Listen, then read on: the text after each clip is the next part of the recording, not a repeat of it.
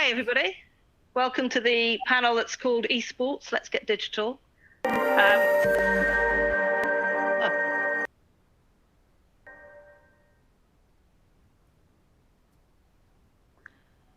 was a bit premature there. Hi, everybody.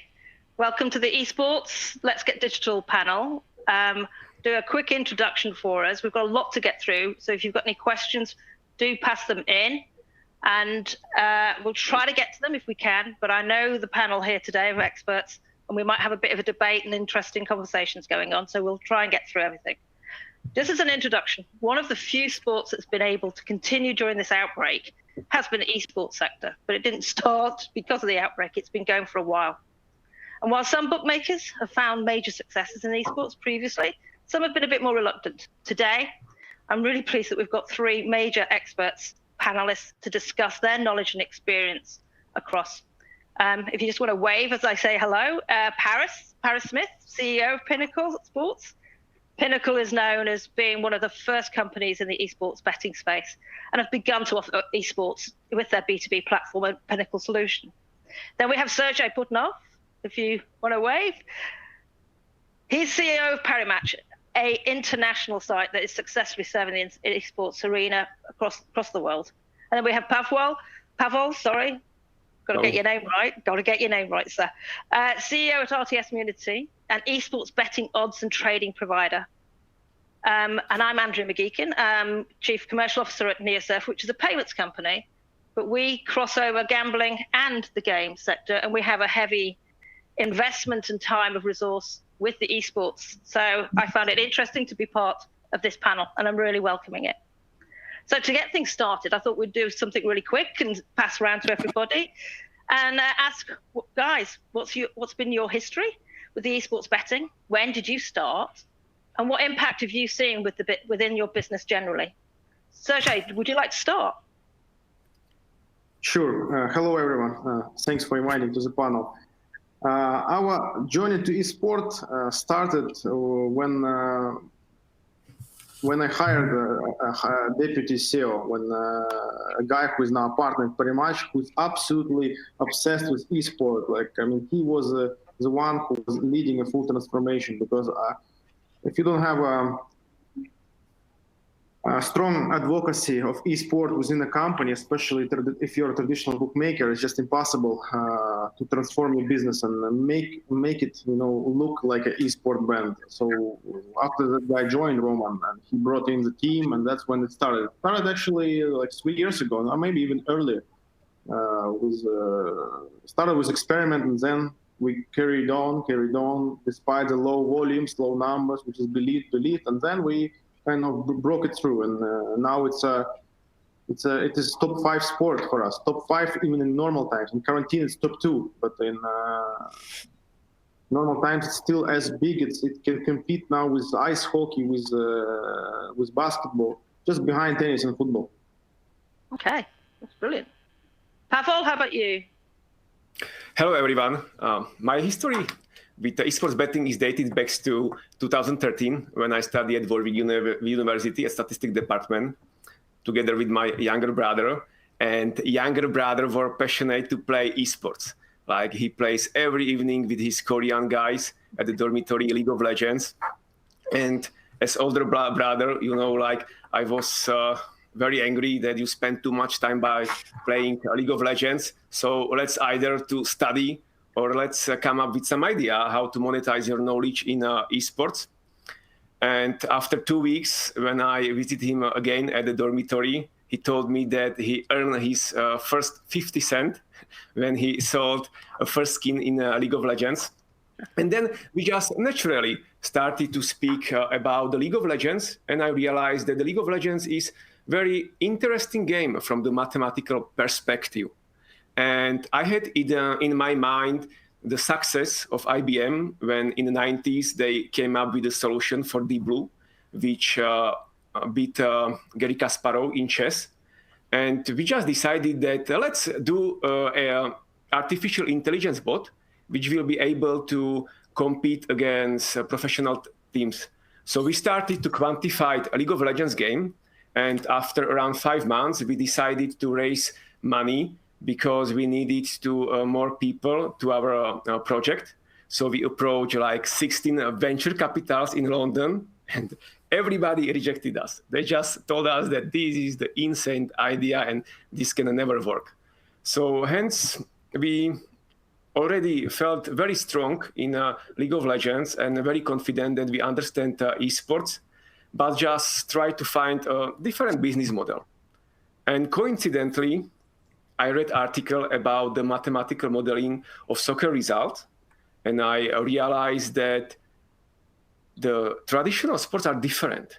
Like in football, you have a scouts who collect data, couple of data per minute, and then you have a traders who compile odds almost manually.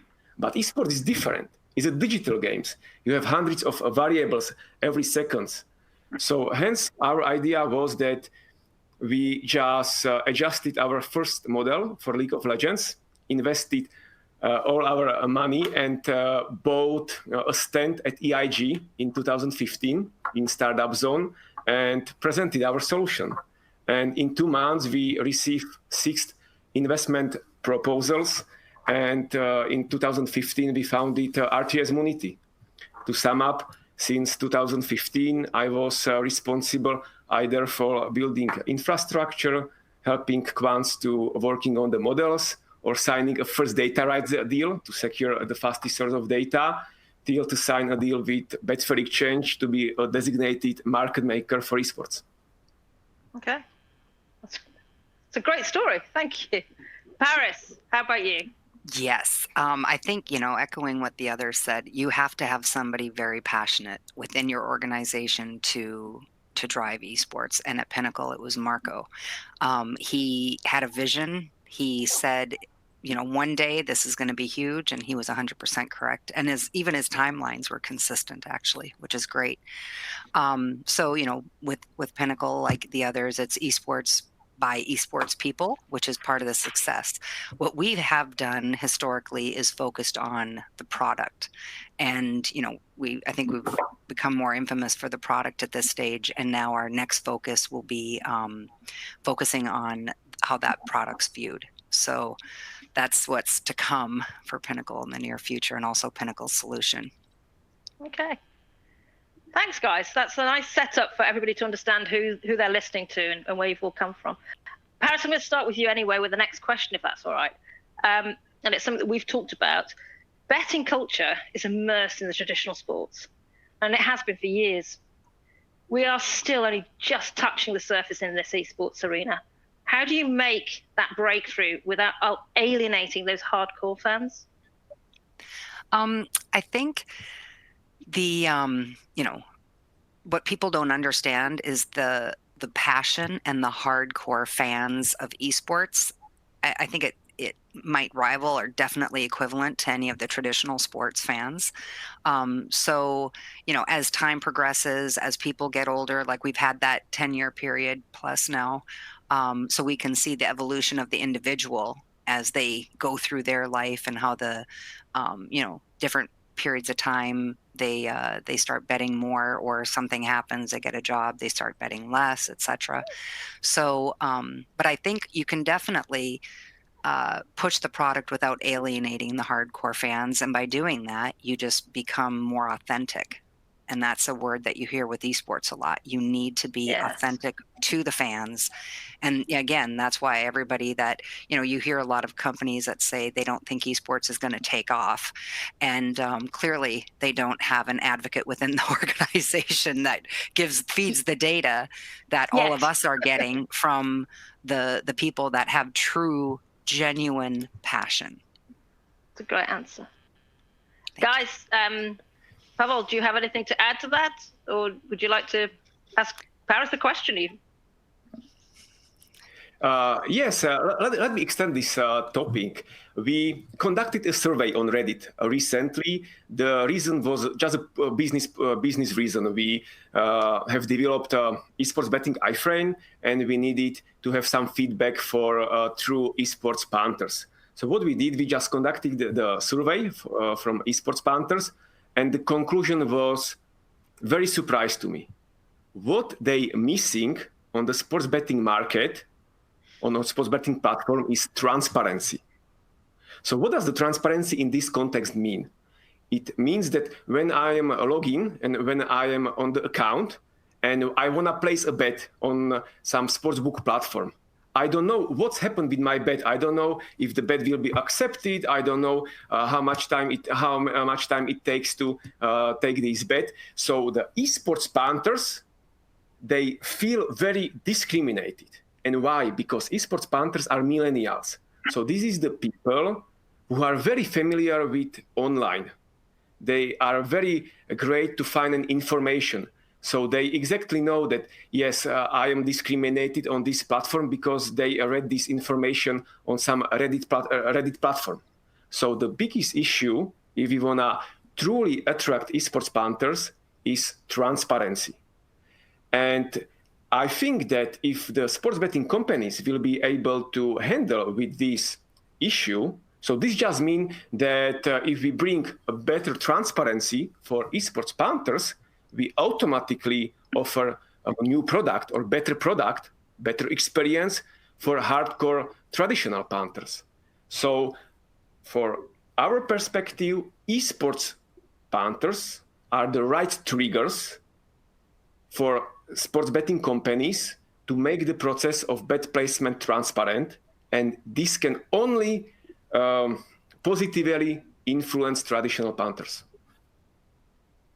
Okay. And Sergio, have you got more to add, or? Just a quick one. I don't think esports alienates hardcore fans at all, because look, it's like imagine you're a vegan, and you go into supermarket. You have a meat section, fish section, egg section. But if you're a vegan, you'll find whatever you need. You'll find your, plant-based products. You will not stop visiting the supermarket because it sells fish or meat.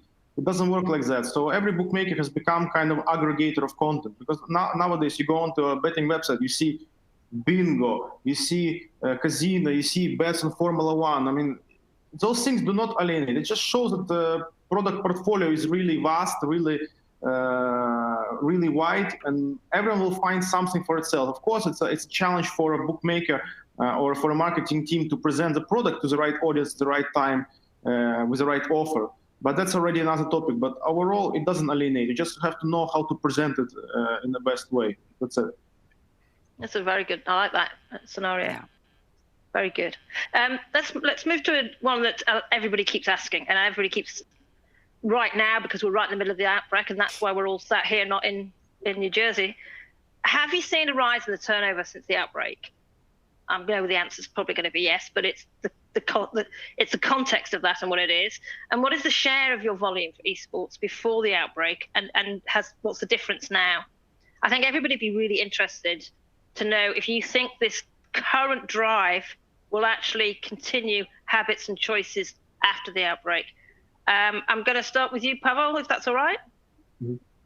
Yes, that's all right. Yes, we offer a trading solution for our partners, esports trading solution, so we are able to see the tickets in real time. So we have a pretty deep knowledge about the current situations. And of course, like all major events are postponed. So now, as you know, like esports was able to very quickly adapt it on a new situation. Like they were able in 2 weeks, even the top leagues like LPL, which is the main Chinese League of Legends league, or LCK, to move from arena to online. So they were quickly adapted on new conditions, and also all main events continue. So, and also this has an impact on the turnover. So from the information which we have from our customers, we observed the growth of turnover over 10 times. If I compare the same period, which is the last 5 weeks, when were postponed, with the same period in the last year. Wow. And also, as we are the market maker on Betfair Exchange, there is also very interesting situation from the turnover perspective. What we are observing today is that there are a new traders or trading company who trade esports. This is the traditional companies which, for example, trade tennis, football, or other games on a Betfair Exchange platform. But as they have a new free capacity on the trading desk, they just started to trade Betfair to trade esports on the Betfair Exchange. So we also observed a huge increase of turnover on Betfair Exchange.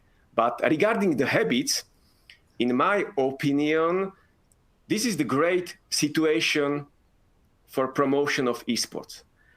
And I think that after the outbreak, we can observe a new and higher natural liquidity of betting volume on the traditional platforms. Because just punters used to place a bet, they have experience. In case of Betfair Exchange, I think that this situation is not sustainable regarding the turnover, because just the traders go back to their traditional sports, and based on our information, are not many companies, publish trading companies, which want to invest too much into the esports, because quantifying esports properly, it's much more expensive than for traditional sports. Right. Okay. That's a great insight. Paris, from your side, how's that for you, for the growth, etc.? We've seen a significant growth in the Pinnacle Solution side.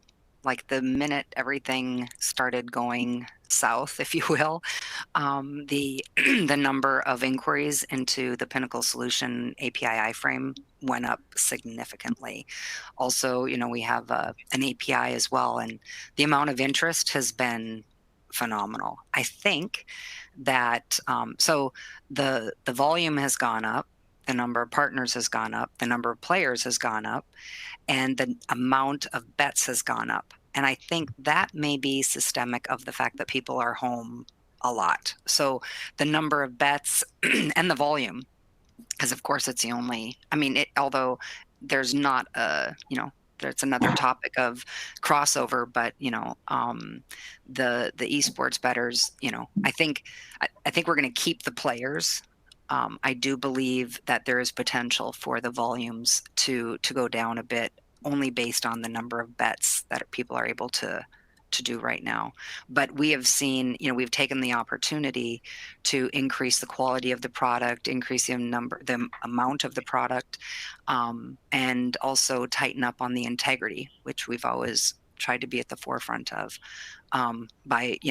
We have our integrity team, and they've been improving models and working directly with the data suppliers. Yeah, cool. Mm-hmm. That's big. And Sergey, how about you? So for us, esport accounted for 10% of volume before pandemic. Now it doubled up. It has doubled up significantly, and obviously esport is one of the three pillars of this of our existing volumes.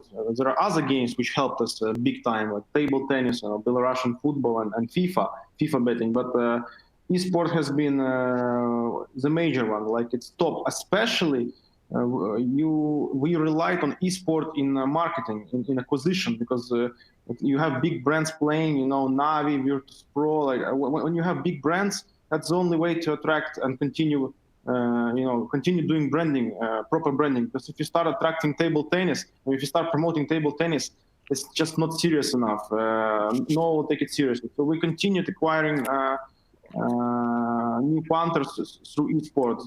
That's the role it basically inherited unexpectedly, because before it's obviously UFC, corner, football, big clubs, blah blah blah. But now esport was carrying our marketing as well. And it has grown. It has doubled up. Right. But regarding the questions about the integrity, what Paris already mentioned, this is very interesting for esports, because even if the tournaments are playing online, so in houses, we don't too much care about the integrity. And the reason is the revenue of teams. For example, in the traditional sports like soccer, 60% of soccer team revenue comes from media rights. in esports, this revenue is less than 5%. So media rights only are 5% of their revenue. Most of their revenue comes from marketing. And what does it mean, marketing? Marketing means that their organization needs to be super great in terms of integrity. Because if you have a trade, you immediately lose revenue from your sponsors. So hence, I think that what we observe is, even if we observe decent amount of a new stake, we don't care too much about the integrity, because the ecosystem, like from the implicit perspective, is just well organized to almost remove the problem with the integrity in esports. Yes. As a NeoSurf or a sponsor of some of esports here in Europe and out in Oceania, and we're very much seeing the difference in numbers and growth. And I agree with everything you've just said there. On as a sponsor, we want to see that we're getting our money's worth as well, and that's exposure at the end of the day. So that's why you pay it. So yeah, that's an interesting answer. Thank you. Let's move slightly over again. So far, many bookmakers and providers see esports just as another segment of betting. And we've been talking about how you can have the whole, like the vegan story, Sergio, which I love. And I want to come to you first on this one. There are some crucial differences that need to be reflected. I think you'd agree.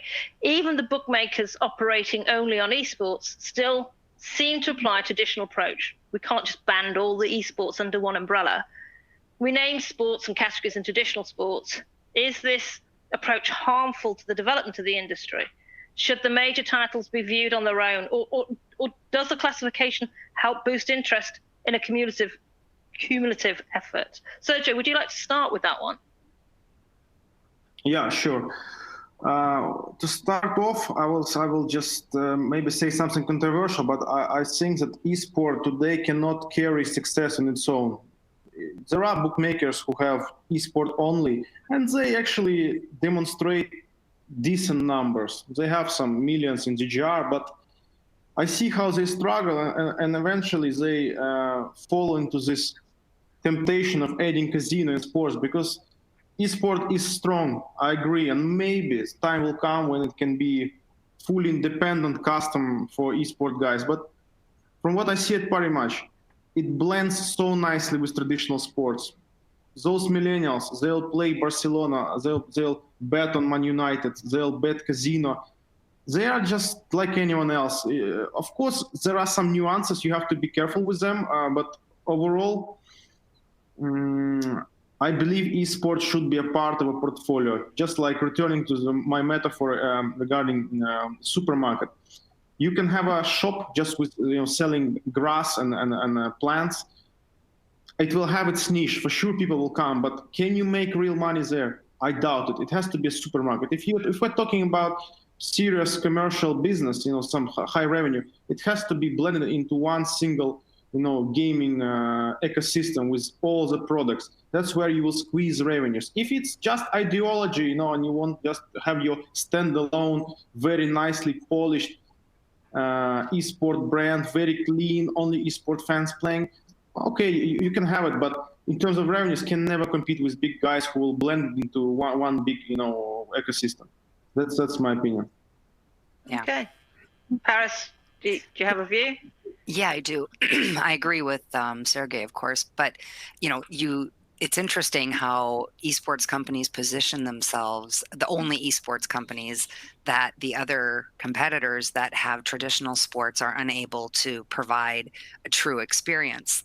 However, I think it's the goals and the objective of the companies that have traditional sports to utilize the infrastructure and the scaling and be able to provide a proper esports product. That's where we've fallen short, and that's obviously, you can see everybody's looking at API iframes and different solutions that are going to position everybody differently. But I agree 100%. You need to have the full ecosystem of sports betting in order to, eventually something might spin off into esports only. From a betting perspective, I think it's going to be time that before somebody does that. At Pinnacle, like I said, we've been able to use the infrastructure of the organization, add on esports. What we haven't done well, we plan to change in the near future. And then you're giving everybody the true, again, genuine, authentic experience for esports bettors. Okay. Paris, can I continue with you then with something that I think follows on from it, is what kind of sport bettors are moving across to esports? What did the new players on esports bet on more? What are they doing more? Go ahead. I had a bit more there, but just no, go on. I know it's an interesting thing. Yeah, go. Counter-Strike is very, very popular. It's interesting how it does shift a bit. Dota was more popular at one stage. Now it's shifting a little bit to League of Legends. I don't know if everybody else is having that experience, but I think one thing that people don't understand about esports, that my guys explained to me, is not every esport game is good for sports betting. So you can play the esports, but is it a good betting option, or is it set up for betting as, in order to take bets on it? So I think, I'm not sure if I'm answering your question, to be honest, but, you weren't talking about the crossover. You're talking about the actual sport that's popular at this stage. Yeah. And is there one more popular? But I think you did answer the question. I did. Okay. Mm-hmm. I'd love to hear what the other guys. Yeah. Go on, Pavel. What's your data saying, Pavel? What we observe among our customers, maybe let me divide the group of traditional sportsbook punters into two groups. One group is the punters, which are entertainment platform, and they like to place a bet on Counter-Strike. Why Counter-Strike? Counter-Strike is very simple for understanding. In case of meta games, it has a very similar attributes like tennis, which is king of live betting, as you know. And this is very attractive for some big bunch of the punters. And then we have a second group of punters. And these punters, there is not a big crossover between the traditional punters and these punters, because they place a bet on more complex game, as Paris mentioned, like Dota, League of Legends. This is very complex game, and even esports-oriented guys sometimes have troubles to understand this game. So on these two titles, we observe mainly esports hardcore fans. And then there is another group of titles, which also Paris mentioned, that there is titles which want to be successful. Maybe let me give you an example in Heroes of the Storm. This is the title published by Blizzard, and the game was very similar to League of Legends, but this game was not successful as the esports, and neither between on the esports scene or on the esports betting scene. But the reason was that it was very difficult to success in the similar sport, because they already compete against the strong titles like Dota, League of Legends, where the esports scene is very strong. It's same like in the traditional sports. A recent example is UFC. It took them like 10 years to build a great brand like today.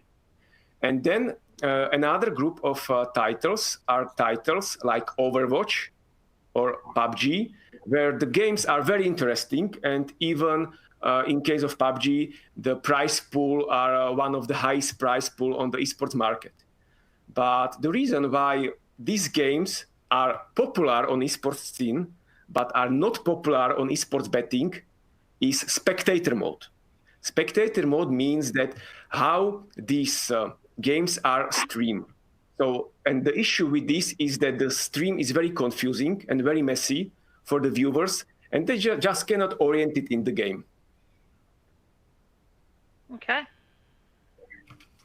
All right. I'm conscious that we're getting quite a few questions Q&A in as well. So, Sergey, do you want to add to this, or we can move on and try and get some Q&A? Question was how regular players move to esports. Like, what is it right? Because is it the question? So essentially, it's what kind? Yeah, it was about what are they betting on more? What is the move across? What kind of sports bettors are moving across into esports? So there are players who literally are indifferent on what they bet. Table tennis, esports. There is a segment like that who just all they want is a game with official result. So for them, sport is just decoration. If you put Team A against Team B, no matter what sport it is, they'll bet. So let's keep that segment away. But that segment always exists within a large bookmaker. Then there are guys who saw or probably played sometime in their life, let's say Counter-Strike, and they slightly familiar, but not enough to bet. So for them, it takes time to educate and then provide some tutorials to bet, but even tutorials will not do its job. The real thing what made difference is when we invited real sportsmen, real football players, when they started playing Counter-Strike or FIFA against themselves, like star against star. That's when we caught their attention, because all those traditional players were watching footballs. Once they saw their stars playing esport, they tried it as well. So this helped a lot to switch the attention to esport for those who were really hesitant. It kind of killed the doubts. So now we invest in this. We ask Connor to play on PlayStation something just to get big. We want influencers to influence audience, because today I think brand, like pretty much, can do not much to influence the behavior. People don't trust brand as much; they trust individual. And in this sense, if you find a star, I don't know, if Ronaldo starts playing Counter-Strike, he will bring a lot of players with him. That's our strategy. We contacted all bloggers, all streamers, and paid them to start promoting Counter-Strike betting. Before they were promoting traditional football, soccer. Now they're promoting esport, and those who are betting soccer started betting esport. That's how it worked. Okay. I'm now going to ask my colleagues here on the panel. We've got about 10 minutes left, just short of. Would you be happy to answer some questions? We've got about 11 questions there. One's particularly for you, Paris. I'm not. I think it might be from somebody you know. I don't know. Could we ask a few of those? Yeah. Okay. I'll just go in the order. I'm not going to get through everybody's questions. So thank you so much for so many of them. But we'll start with this one. Is whilst the panelists aren't advocating standalone esports products, do they think there is a commercial viability for an esports first approach to a product that does give full sports markets and casino, but is designed from an esports perspective and therefore targeted to that market segment? Does anybody want to try and answer that? Well, that's what we're trying to accomplish right now. So great point. But I think the idea is have your cake and eat it too. What you want to do, going back to Sergey's example, you want to have a consistent, very fulfilling area within your supermarket of vegan foods that people feel comfortable going to, knowing that whenever they want it, it's going to be there and it's going to be, exactly what they're looking for. So, to be a traditional bookmaker, to have a very specific experience for esports within the website, or even as a part of your website, I think that's the goal. That's what's going to help transition. Just to stick up esports from a traditional perspective, it's worked for us, but again, we focused on product, not what it looks like, and we're shifting that significantly, keeping the focus on the product, of course, constantly improving it. Mm-hmm. Okay. Thank you. Guys, do you have any other insights, or go to another question? Try ask another question.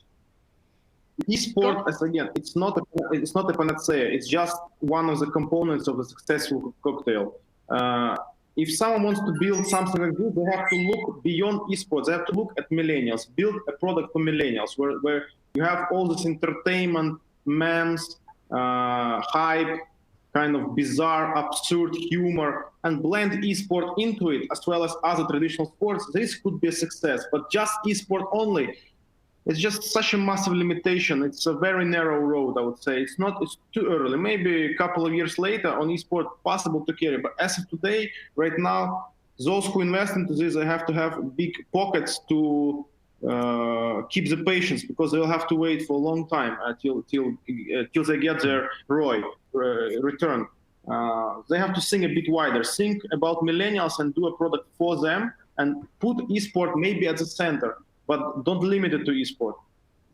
Well, it goes to your point, Sergey, about the influencers. Millennials love influencers. So to go forward and have that, that's just, hugely in the right direction. Yes, but the influencer is only, let's say, marketing tool, one of the various ways. But I think that the question is how to correctly engage millennials. What we observe is that there are a couple of betting companies which use dedicated web page for esports. So in their vertical header, they have the link to esports, like between casino and poker. But honestly, this is not a big deal for esports punters, because how the product is presented for them, it's in the traditional way. So this is what I already mentioned, that if you want to truly engage millennials, you need to push sports betting to the new level, to a more transparent level. And transparency means, as mentioned, just to visualize or share with punters information or asymmetry between what sportsbooking platform has and what esports punters wants. And I think what is missing to engage really millennials is transparency. I've heard that word a few times now, which is really authentic, internal champions, and transparency. I think they're really good words that we're getting out of this. Here's another question. This is really good. Compliments to you guys. He's saying that he's really he's enjoying the discussion. It's a great discussion. But in terms of tactics and messaging, what advice would you give to vendors looking to convert traditional or live sports bettors to the esports? Who's going to take that one? I can start with that if you want. I think, look, there is a risk of making a damage to your brand, because if your brand has always been positioning yourself as something, more conservative, something more about stability, status, and you suddenly turn into esport communication, it will just create chaos. I can give you a case of William Hill. I think if William Hill decided to become an esport company, they would fail big time, because their brand is just as distant as it can be from esport. It's just old school bookmaker, kind of highly reputable, and that's not what esport punter wants. They want bold, aggressive, open, transparent communication where you can swear. You can look how they communicate when there is a game on Twitch. Look at the chat. What's going on in the chat? What you see in the chat is utter chaos. Literally swearing. It's like a massive flood. That's exactly represents the communication. You need to be involved to be able to grab the attention. Because if you come in and say, "I'm a big bookmaker, place with me and become a winner," they will laugh at you. They will literally make jokes and never play with you. You have to become bold and talk like themselves, like them. So you have to become a 16-year-old who just does what he wants in the virtual world. Not many bookmakers have balls to do that, and if you can, they'll appreciate it. They'll appreciate that when you put down your fake face and when show your real face and start talking, with them, even sometimes in insulting manners. They'll appreciate it even more, because they'll see that you're real. Because right now they see all this betting world is fake. So guys, we have less than a minute. So if it's just like 2 words, 3 words, what's going to happen ongoing? The outbreak's going to end. What's going to happen in the future? Good, bad, volume? What have you got to say? I think it's going to continue to increase, and the interest is going to be there. I think, for Pinnacle in particular, it's just given us a focus and clarity as to what we have to do. A little bit to what Sergey's saying, to be able to speak more clearly, directly, transparently with our clients. Yeah. Guys, anything else? We've literally got 15 seconds. So, betting is resistant as it can be. I mean, no damage can be made. Retail will die, obviously. So it's all about mobile betting and a nice content surrounding your betting opportunities. That's it. Okay. So, guys, we're coming to the end here. I've really enjoyed chatting to you guys. I hope everybody that's in the audience, sorry we couldn't answer all of your questions. We've run out of time. But I thank all of you for taking the time and being so thoughtful and honest. It's been really good. And I do take away the word authentic, an internal champion, and transparency. There are 3 words that I got out of this, and I thank you for that. It was very clear. Thank you, everybody. Thanks ever so much, guys. Thank you. Thank you. Thank you. Bye-bye. Thank you. I don't know if anybody switches us off now. I don't know how it works.